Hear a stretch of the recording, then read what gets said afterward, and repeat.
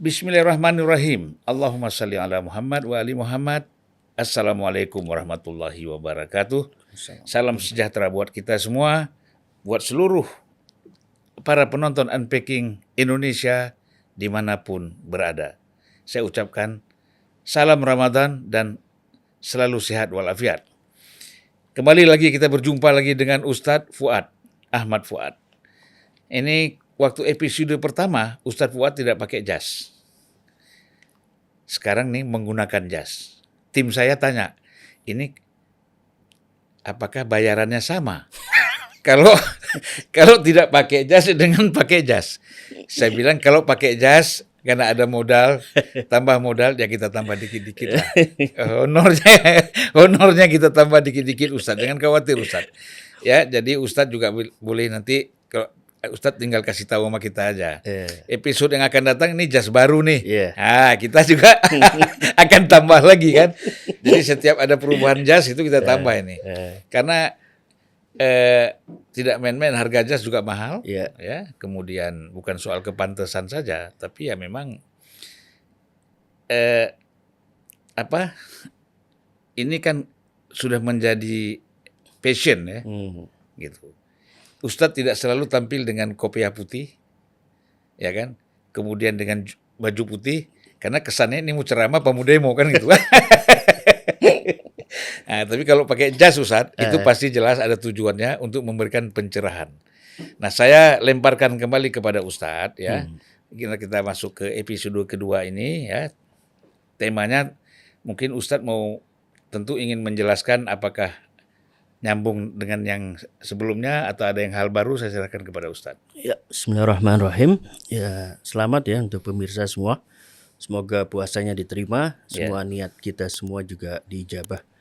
Ya, alhamdulillah kali ini saya pakai jas, mudah-mudahan ke depan saya pakai sorban, jadi semakin aksesorisnya semakin banyak ya, fahamlah ya. Untuk tema pembahasan pertama kita kaitan dengan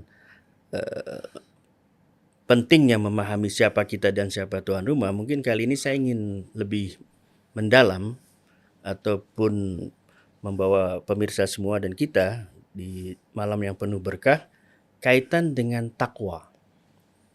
Karena ayat dari perintah dari puasa itu di closingnya di takwa. La'allakum tattaqun. Menarik, dalam bahasa Arab itu ada kata semoga. Semoga yang mungkin bisa digapai sama semoga yang tidak mungkin tercapai. Jadi ada kata laita, ada kata la'alla. Ini sedikit oleh-oleh tata bahasa lah. Biar kita ada hubungan dengan cita rasa Quran. Ya. Tak kenal maka tak sayang. Betul. Nah, la'alla itu semoga yang mungkin digapai, bukan sesuatu yang mustahil. Yaitu takwa. Ini wilayah batin gitu ya. Dan itu identitas kehormatan yang Tuhan jadikan parameter. Jadi kalau parameter di kehidupan sosial misalnya, orang itu ketika jabatannya tinggi di pemerintahan ataupun di satu perusahaan, maka respon masyarakat berubah. Orang kaya dan sebagainya ataupun ningrat. Tapi Tuhan punya cara pandang ataupun parameter sendiri. Dia tidak melihat dari ras, dia tidak melihat dari umur, dia tidak melihat dari suku dan sebagainya, tapi dia melihat yang sangat esensi pada insan, yaitu takwa. Sehingga di ayat lain dikatakan, yang paling mulia di antara kalian, inna akramakum indallah atqakum. Takwa. Pertanyaannya, mungkinkah kita itu sampai ke situ?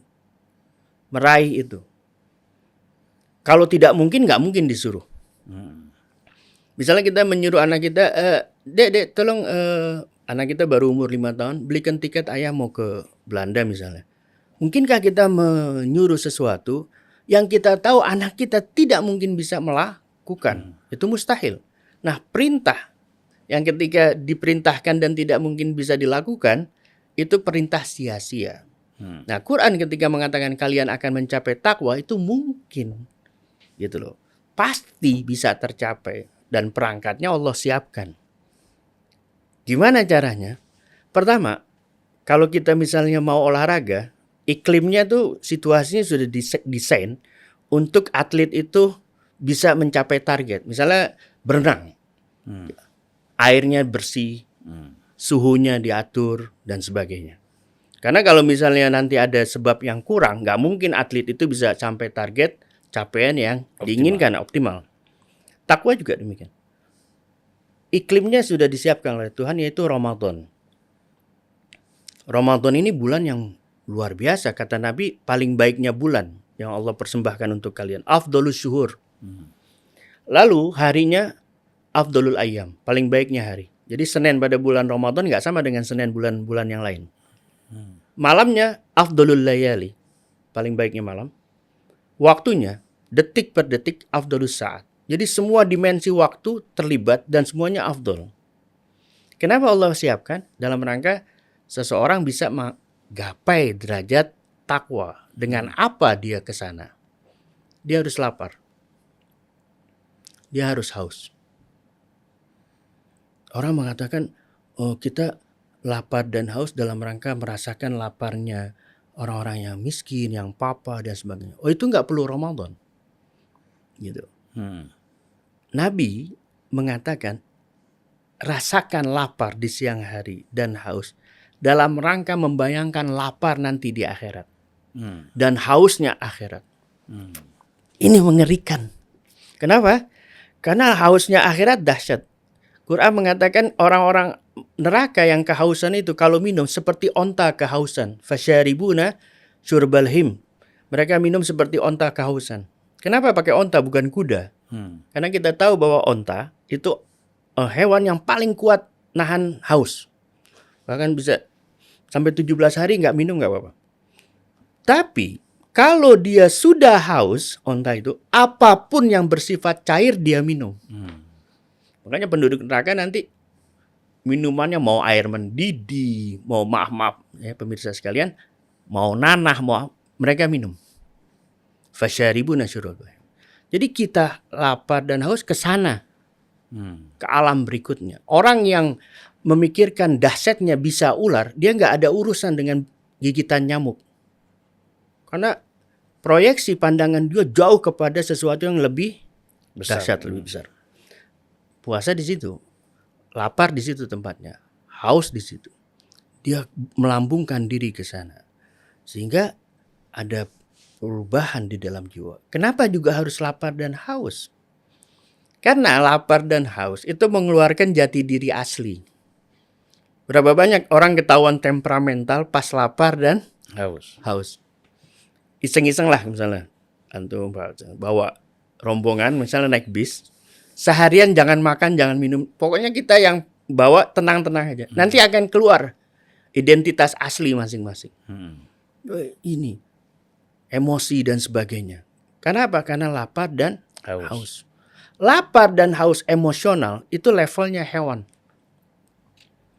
Tapi lapar dan haus itu dia stabil, bahkan memuji Tuhan yang menjadikan at'amahum min ju', ya, yang memberikan makan untuk orang yang haus. Dan rasa haus dan lapar itu juga kan sifat yang namanya penciptaan. Jadi kalau nggak makan, lapar dan haus misalnya. Nah, lapar dan haus itu memuji Tuhan, itu insan. Gitu. Sehingga sengaja dibikin lapar, sengaja dibikin haus. Tapi ada orang yang mengolah lapar dan haus, emosinya semakin tinggi. Ada yang menjadikan lapar dan haus bekal untuk semakin memuji Tuhan. Nah ini satu poin penting ya yang kita. Bahkan kan sekarang ini Ustadz, apakah lapar misalnya dengan kekurangan pangan, ya kan, itu direkayasa oleh kepentingan-kepentingan politik tertentu untuk bagaimana orang atau rakyat semakin marah, kemudian gampang dikendalikan untuk kepentingan-kepentingan politik tertentu, ya kan. Nah maka mungkin beda dengan puasa ya. Di bulan Ramadan orang nahan lapar, puasa, ya walaupun tidak semuanya bisa terkendali, tetapi kan sebagian orang sudah bisa memahami bahwa ini kita dalam keadaan puasa. Kan gitu.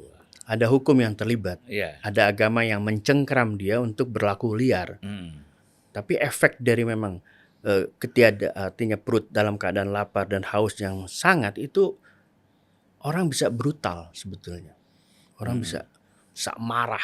Ya. Tapi agama mendesain itu sebagai bekal untuk menempa jiwa. Ini menarik. Tetapi jangan mengatakan bahwa ketika lapar dan haus itu dia bisa ambil, dia bisa raih, lalu berbangga di hadapan makhluk lain. Itu juga sesuatu yang menjatuhkan dia. Kenapa? Karena puasa itu juga dilakukan oleh hewan. Tidak makan, tidak minum. Untuk seekor ular yang ingin mengganti kulit, dia harus puasa. Ulat juga begitu. Ingin merubah dirinya, dia harus puasa. Ayam untuk menetaskan itiknya, telurnya dikeramis. Kalau nggak salah 21 hari. 21 hari. Dia harus puasa. Kenapa? Karena ketika dia puasa, stabil suhu badannya. Sehingga proses penetasan itu bisa berjalan dengan. Saya punya burung di rumah itu. Saya sampai pikir apa ini burung sakit, kok nggak ada suaranya. Ternyata setelah dicek, saya tanya sama yang ngerti, oh enggak Pak, dia lagi mau ganti bulu, jadi dia tidak berkicau nih. Gitu loh. Nanti kalau bulunya sudah mulai sempurna lagi, dia akan berkicau. Luar biasa ya. Jadi puasa itu sebetulnya bukan identitas insan sebetulnya. Artinya manusia jangan telak pinggang di hadapan hewan lah. Kalau saya mampu ini. Hewan juga akan mengatakan bahwa saya bisa lebih panjang dari ini. Apa bedanya puasa insan sama hewan? Puasa hewan nggak ada target capaian takwa. Tapi puasa insan la'allakum tattaqun. Jadi orang yang ketika keluar dari sekolah tinggi Ramadan ini, itu keluar jadi mahasiswa yang dia itu tadinya liar matanya, dia akhirnya terkontrol. Yang telinganya bebas mendengar akan apapun, dia ternyata udah mulai selektif, gitu loh. Tertata semuanya, baik fisik tertata, baik ruhani juga tertata. Ini sebetulnya yang kita harus persiapkan. Kenapa? Karena semua sudut dan waktu yang kita lewati ini terbaik semua yang Tuhan berikan. Kan kita bingung kalau misalnya anak kita pilihkan sekolah tinggi terbaik, dosen terbaik, fasilitas untuk dia sekolah semuanya terbaik. Tahu-tahu nggak dapat apa-apa. Itu balelo, kita ajak ngomong nggak nyambung. Ini problem di mana? Gitu loh. Ini anak yang tidak berbakti, anak yang bisa dikatakan durhaka, tidak mensyukuri apa yang orang tuanya berikan, gitu loh. Nah ini Tuhan sudah kasih semuanya kok. Semuanya dikasih.